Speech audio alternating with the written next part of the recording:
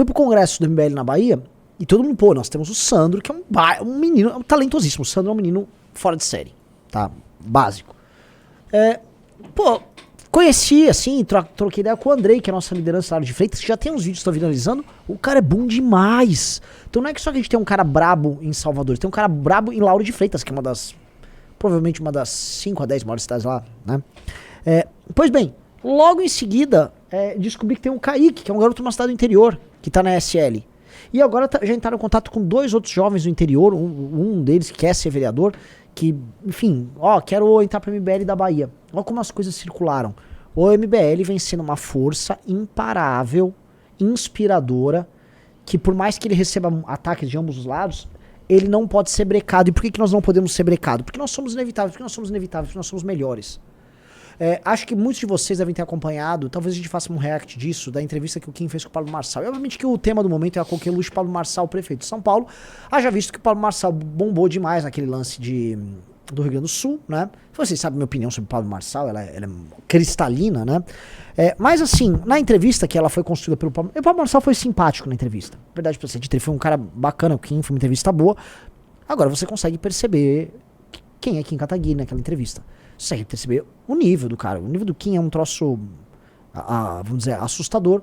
O Marçal foi simpático. Não, dê spoiler, a gente vai reagir. Tá? E, pô, você fala, pô, eu sou do movimento do Kim Kataguiri, sabe o cara lá daquela entrevista? Eu sou daquele movimento. Do Arthur, sabe o tal do cara do áudio? Aquele cara que derrotou o Álvaro Borba de maneira vexatória pro Álvaro Borba, a ponto da esquerda tá fazendo autocrítica. Assim, eu não sabia do tamanho que essa história ia tomar. Tá? Não aqui pra direita virou meme. Pra esquerda, eles estão tendo que reexaminar as próprias convicções, porque tem uma coisa aqui, precisa ser colocada. Eles tinham crenças que são, obviamente, delusionais, de que, por exemplo, o MBL só existe porque ele pratica muitas fake news, como, por exemplo, o que eles fizeram com a Marielle. Porque o que eles fizeram com a Marielle denota uma falha de caráter que permite a gente, sei lá, que mate eles um dia, né? Eles são sujeitos vis. E aí o Arthur demonstrou que era tudo mentira. Assim como o Arthur também demonstrou que aqueles casos todos que envolvendo ele, que eles colocavam, eram todos mentira, tá? E aí quando falou, não, mas e o áudio, hein? Você vai falar, ele falou, não, eu errei no áudio. Então assim, é humildade, é verdade, e esse tipo de coisa dói, porque o Arthur foi lá como um ser humano normal, cuja conversa ressoa com pessoas normais. E o Álvaro Borba foi naquele debate não se comportar como uma pessoa normal, mas fazer exibicionismo moral, como se ele, um lacaio do PT, um divulgador, ele sim, de notícias falsas, puxador de saco do governo, fosse algo além de um pelegão e fosse, portanto, vamos dizer, tornando absurda a pretensão dele de ser moralmente superior ao Arthur ou a qualquer outra pessoa. Novamente, todas as pessoas percebem o exibicionismo moral, tá? E a forma como ele foge do que realmente interessa nas discussões para se proteger. Então, óbvio que vai dar caca, óbvio que esse assunto deu caca, e óbvio que a esquerda tá em pandemônio. Como é que a esquerda vai lidar com o fato de que, não, o MBL não mentiu ali sobre a tal da Marielle? E mais, tá? A gente precisa colocar aqui. O Arthur foi pronto pra desmentir tudo. Vamos desmentir tudo. E ele ia desmentir, por exemplo, do Queer Museu, porque eles também falavam que nós perseguíamos artistas. Ele desmontou aquele papo do padre, né? Mostrou o quão inverossímil era a pretensão daquele idiota, daquele... acho que Mário Guaziro, que era basicamente o perito, que não é perito contratado pela revista Fórum, que é um veículo do PT, pra, vamos dizer, diminuir lá aqueles vídeos que haviam contra o padre, dizendo que nós contratamos um sósia de um padre, numa sacristia igual a dele, nós fizemos um cenário todo pra fazer aquele vídeo. Sabe? E o Arthur jogou ele fugiu. Fugiu e partiu lá pro exibicionismo moral dele, ridículo. Então, o grande problema é o seguinte, como a esquerda sustenta a própria existência, tá? Com uma demonização do adversário e com a justificativa para essa demonização sendo o uso de histórias inventadas, ou seja, eles são delusionais, quando eles se chocam com a verdade fica exposta e eles não sabem como reagir diante da verdade, eles entram em parafuso. Porque isso mostra que não apenas as crenças sobre, vamos dizer, a vilania do seu adversário são muitas vezes delusionais, não que por vezes elas não sejam verdadeiras, mas muitas vezes são delusionais, mas que as próprias crenças deles, nas propostas deles e na utopia deles, seja ela em si também delusional. Porque praticamente tudo que vem da esquerda é delusional. As crenças deles, por exemplo, a ideia de, não,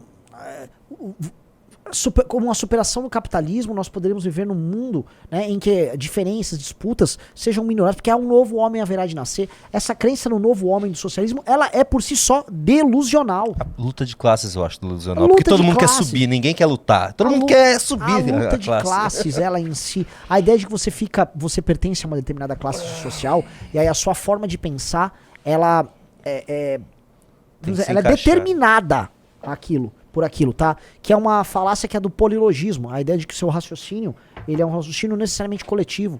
E que você é incapaz de ter, por exemplo, dentro dessa coletividade, seus interesses pessoais. E obviamente que eu acredito na cultura, né? O impacto que a cultura tem. Eu também acredito que existem classes. E que as classes se manifestam. Pô, eu sou um fã óbvio de Jorge Dumézil, tá? Que é um... O que vocês estão fazendo aí que tá barulhento?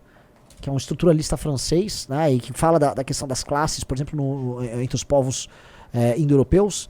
Tá? Então acredito que existe ideologia e classe, mas não são coisas tão estanques, e isso em si não é necessariamente um motor da história, como Marx cria, mas eles tentam criar, eles precisam criar essas coisas, porque essas coisas dão sentido à própria vidinha vazia deles. Tá? Então eu acho todos esses temas, eu acho todos esses assuntos interessantes, mas eu acho que para quem vive na ilusão, como o típico militante de esquerda, e por conta dos grandes apologistas do esquerdismo, né, ou da visão de mundo progressista no Brasil e no mundo, terem que se comportar dessa maneira, quando vem esse choque, vem o susto e vem o assombro. E eu não sei se, vamos dizer, sozinhos no quarto deles, né, presos, eles e a consciência deles, eles não reflitam, cara, onde eu fui amarrar meu burro? Cara, será que essas minhas convicções, pelas quais eu devoto a minha vida, elas são reais? Ou elas se baseiam em algo real? Será que vale a pena? Tá? Isso é muito doloroso. Porque, novamente, como há o entendimento óbvio na esquerda de que o Álvaro Borba perdeu pro Arthur, tá? E que o Arthur provou o ponto dele, eles vão ficar... Então, não, veja só, se fosse eu no lugar, teria? Eu vi um cara comentar assim, não, olha só, o argumento do Arthur foi muito cristalino sobre a Marielle Franco. Ora, a Mônica Bergamo postou a notícia, depois veio outros veículos de imprensa, e aí o Luciano Ayan pega aquilo e posta, citando inclusive a fonte, no Facebook do MBL, tá? E aí eles argumentam, não, mas não havia da parte da Mônica Bergamo a intenção de promover uma difusão de uma notícia falsa, logo ela que foi a difusora original da notícia falsa, tá? E havia por parte do MBL. Então veja só, né? Uma pessoa pega uma notícia que sai na Folha de São Paulo, coloca num blog citando a fonte e posta no MBL, e a ela você atribui a intencionalidade da difusão de uma notícia falsa criada por outra, que é uma desembargadora, tá? Uma autoridade, sejamos bem claros, tá? Já a Mônica Bergamo, que pegou a declaração da desembargadora, tirou do anonimato e tornou pública, não. Ela não vamos atribuir má fé, tá? Sendo que é o seguinte, se o fato é noticiar, se o importante é noticiar, todos noticiaram. Objetivamente, não dá pra você sair, vamos dizer, atribuindo má fé aos outros. Isso é uma atribuição meramente subjetiva. Que você tá fazendo, não, o MBL faz com má fé, a Mônica Bergamo não faz. A Folha não quer audiência. Tá? Aí, por isso que tem que ser, as regras pra essas coisas tem que ser muito objetivas, no sentido de, houve a notícia falsa? Houve intenção? Tanto que assim, nós nunca fomos punidos por isso, porque nós não fizemos nada. Né? Mas eles criam, porque eles precisam fantasiar, porque eles precisam achar que assim, quem matou a Marielle foi o Bolsonaro, e não foi. Tá bem claro que o Bolsonaro não mandou matar a Marielle nenhuma, mas eles sempre quiseram falar que o Bolsonaro tentou matar a Marielle. E aí eles também queriam assim, ó, a Marielle ela foi morta fisicamente, tá? Pelo Bolsonaro, mas a memória dela foi morta pelo MBL, com fake news. E assim, nada disso se provou. E o lance que dói muito neles tá provado que, não foi o Bolsonaro que mandou matar fisicamente ela, e não foi o MBL que mandou, vamos dizer, criou um sistema de difusão de mentiras sobre ela. Teve nada. Então os inimigos que eles gostam de ficar pintando na cabeça deles, não fizeram nada. E aí, ela tava lá envolvida, brasão, não sei o que, blá, blá, blá. E do outro lado, imprensa profissional. A tal da imprensa profissional. Aí eles que reclamem com a imprensa profissional.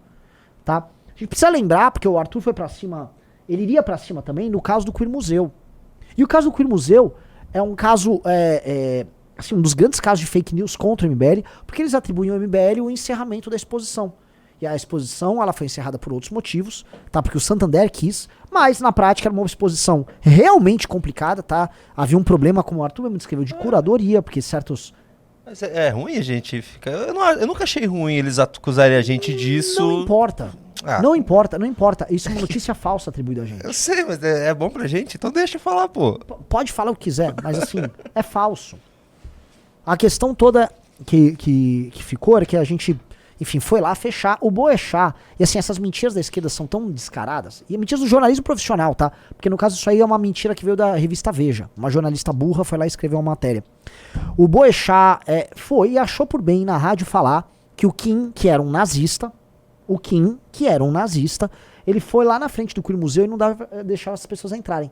Alguém consegue imaginar o Kim indo na frente do museu e impedir as pessoas de entrarem? Pra ele fazer essa observação bizarra, né, ele tinha que partir do princípio que o Kim pegou um avião, ou foi de carro, ou de ônibus, pra Porto Alegre, e que o Kim se deslocou até lá pra impedir pessoas de entrarem. O que é uma coisa assim, vamos dizer, é um esforço hercúleo da parte do Kim e teria muitas provas, né, pra você comprovar essa declaração. Mas não, o Boechat, jornalista profissional, achou por bem falar em cadeia nacional essa mentira, reproduzindo uma mentira que ele já estava recebendo de segunda ou terceira mão. O que aconteceu? O Boechat foi processado, ele e a Band, e ele foi condenado. Pós-mortem, inclusive. Mas a defesa dele estava lá. E condenado por quê? Porque mentiu. Então o Arthur ia demonstrar essa mentira, assim como qualquer outra mentira que os caras fizeram contra a gente. Querem criticar o MBL? Nos critiquem pelos nossos erros verdadeiros. Ninguém é perfeito, todo mundo tem erro. Todo mundo pode atribuir o erro A, B ou C. Nos critiquem pelos nossos erros. Mas criticar a gente com base em fake news, isso é incorrer em fake news, né? Mas é que complica, o Arthur desarmou dessa, porque quando ele veio com o erro, o Arthur, é verdade, eu errei. Ok. E o cara vai ficar, não foi como eu imaginava. E outra coisa, Ana Santos, eu vi... A gente não... Realmente, você já chegou a falar, a gente não tinha ideia do tamanho do desastre que foi para a esquerda esse debate. A esquerda tratou isso como, assim, a maior derrota desde a vitória do Lula. Eles não falaram, eles colocaram embargo, colocaram silêncio no assunto, eles excluíram as lives, ninguém estava tocando no assunto porque eles imaginaram que não. Ninguém toca no assunto, isso logo vai ser esquecido e ninguém vai dar bola. Não foi isso que aconteceu, isso foi aumentando sábado, domingo, ontem, aumentou demais e hoje meio que o embargo caiu, tá surgindo um monte de vídeo de análise. Sabe as duas que eu mais gostei? Izzy Nobre, do lado da esquerda, e Nando Moura, do lado da direita. Eu não vi o que o Nando falou. O Nando e o Arthur, vocês sabem que... A gente reage depois aqui. Relação de amor e ódio ali, né? Izzy Nobre falou, não gosto do Arthur, não gosto do MBL, você sabe, eu gosto mais do Álvaro. O Álvaro foi destruído. E outra, o MBL conseguiu provar que eles estavam certos no caso do padre e da... Não, ele falou do padre, mas ele falou especificamente do caso da Marielle. Eles conseguiram provar. E é isso para isso que serviu. Serviu para vamos dizer, uma mentira que já era dada como verdade ser desmentida pro Brasil inteiro. Sim. Pronto, caiu um mito. Uma chaga do MBL caiu ali nesse debate. E lembrando que o tema do debate era como o MBL polui o debate público, como o MBL estraga o debate público. Aí o cara é massacrado com fatos. E a pergunta que fica é quem realmente polui o debate público? Porque se o debate público é construído em grande medida pela imprensa, o problema tem que começar pela imprensa. Porque, veja só, o que aconteceu no caso da Marielle, e eu vou levantar o caso do Queer Museu, e vamos falar também da não investigação dessa história do padre, porque a imprensa se negou a tratar desse assunto por anos. Vamos começar que o problema vamos lá assim, o problema começa na imprensa profissional. O problema começa lá. E quando a gente vê Globo News, quando a gente vê a relação promíscua entre os veículos de imprensa, não apenas o governo federal, mas os governos estaduais e municipais ao redor do Brasil, porque todo mundo sabe que mídia é comprada no Brasil. Todo mundo sabe. Todo mundo sabe que políticos e igrejas são donos de boa parte das concessões de rádio. Concessões de TV, todo mundo sabe, por exemplo, a relação que a família do Collor, família do Calheiros tem com o Globo e retransmissoras dos grandes veículos de imprensa nas Alagoas. Todo mundo sabe que no Nordeste, por exemplo, inteiro, as famílias e as oligarquias políticas pegam a retransmissão de grandes veículos de imprensa e grandes redes de TV e tal. Os jornais impressos têm essas relações, todo mundo sabe. Por exemplo, a gente tava falando do Sandro lá na Bahia. Eu tava lá na Bahia. O Sandro tava reclamando, existe um embargo na imprensa aqui pra não falar de mim. Por quê? Porque a imprensa depende do governo estadual. O governo estadual é do PT. Aí fala, ó, não pode citar nada que esse Sandro fale. Então eles não falam. Às vezes a gente sai de São Paulo, porque São Paulo, vamos dizer, por mais que a gente possa ter críticas, e vá ter críticas fortes à Folha e ao Estado de São Paulo, ainda há jornalismo e ainda há alguma independência. Entendeu? Hoje mais o Estadão, mas há independência de ambos. Nós não dá pra falar isso de mídias locais ao redor do Brasil. Então você já pega a maior parte das mídias locais ao Brasil e você já, joga, né, joga no saco, tá? Aí pega a mídia televisiva, as verbas da Secom, a Globo hoje cumprindo um papel que é dos mais vexatórios. Quando você vai pegando o que a gente chama de imprensa profissional, o jornalismo, não sei o quê, é muito relativizável, tá? Porque você acaba, vamos dizer, o tal do jornalismo acaba ficando concentrado em alguns poucos veículos de caráter nacional, dado que os veículos de caráter regional obedecem às oligarquias políticas locais, não tendo independência para fazer crítica, ou quando fazem crítica é porque eles estão necessariamente vinculados a algum inimigo local dessa oligarquia. Então, o grupo político do prefeito tá dando grana para um jornal aqui e agora bate no governador, ou a oposição. Vocês sabem, é assim que funciona. Quem tá aqui e é de qualquer estado aqui do Brasil sabe que funciona assim. Você vai ter alguns casos raros de independência. Vou dar um exemplo. A Gazeta do Povo, por mais que eu ache a linha editorial dela quase cômica no bolsonarismo. Outro dia eu vi eles postando um vídeo do Bolsonaro com uma música heróica de fundo. Falei... mas quem tá lá também, né? Sim, a Gazeta do Povo, assim. Mas, assim, ela conseguiu independência financeira e ela não precisa que ninguém dê grana pra ela fazer isso. Ela é bolsonarista convicta, entendeu? Eles são bolsonaristas mesmo. E, entendeu? Eles não dependem disso, tá? Eu não sei dizer sobre o grupo RBS no Rio Grande do Sul, como é que é e tal. Mas, no geral, são casos raros. Renan Santos, ainda nesse assunto, eu preciso falar que eu assisti várias análises do debate por parte da esquerda e é incrível que eles não entenderam. Eles mesmo, assim, eles viram a catástrofe e não entenderam nada. Porque agora tem os professores de debate. Não, o Álvaro deveria ter feito isso. O Jones Manuel, que nunca vi um debate dele, é um mestre em debate. Não, porque ele devia ter só xingar do Arthur. É só tirando sarro com o Arthur. Tipo, você acha que o Arthur não tá preparado? Sabe? Eles continuam achando que a gente é idiota. Daí vem aquele Maurício Ricardo. Não, ele deveria ter trazido mais fontes. Os professores são engraçados pra caramba, cara. Agora, o Humberto... É muito engraçado, porque ele... as fontes estavam lá. O Arthur fez a pesquisa. Na verdade, eu recomendo a todo mundo, faça a pesquisa você, que tá nos assistindo. É muito óbvio, tem uma questão, vamos dizer, a maior parte das vezes são questões de comparação, né, de conflito de versões e de cronologia. O caso da Marielle é um caso de cronologia. O caso do Queer Museu. Ora, de onde surge o envolvimento do MBL nessa história? Surge de uma notícia da Veja. Tá, Veja coloca pela primeira vez, o MBL participa disso. Aí você procura o nome do membro do MBL lá, não tem. Não tem ninguém do MBL. No fundo, o cara que fez o vídeo que a matéria relata é um cara que nunca foi do MBL. Então, ok, eles erraram ali. E eles se negaram a fazer uma errata. A Veja se negou a fazer uma errata. A gente entrou em contato com eles. Então tente provar teu ponto. Permita-me concluir, rapaz. E... eu agora até esqueci o que eu ia falar. E outra. Eles estão com sede de vingança. Tem um porém. Eles querem fazer... Você viu os nomes que eles querem fazer debate? Não é pra fazer debate com o MBL. Tem que fazer debate com Renata Barreto. Tem que fazer debate com, sei lá, Primo Rico.